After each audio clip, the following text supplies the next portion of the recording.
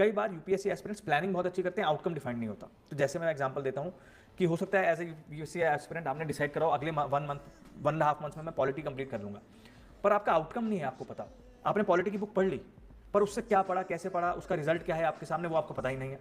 अगर आप previous year question, इसलिए मैं हमेशा बच्चों को बोलता हूँ प्रीवियस ईयर क्वेश्चंस को सॉल्व करो जब कुछ पढ़ रहे हो कोई टॉपिक, या फिर रैंडम क्वेश्चंस को सॉल्व करो। इवन लक्ष्मीकांत के पीछे क्वेश्चन दिए होते हैं, आजकल हर बुक के पीछे क्वेश्चन दिए होते हैं।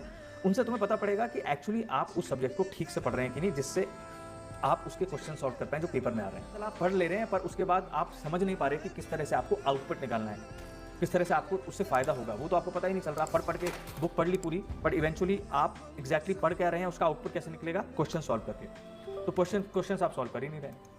ये वाली गलतियां बहुत सारे स्टूडेंट्स करते हैं। मैं इसलिए कहता हूं कि जब कोई भी सब्जेक्ट पढ़ रहे हो, जब 30-40% हो जाता है, तो अपने आप को इवैल्यूएट करना उसमें शुरू कर दो। At what level is your performance in that particular subject.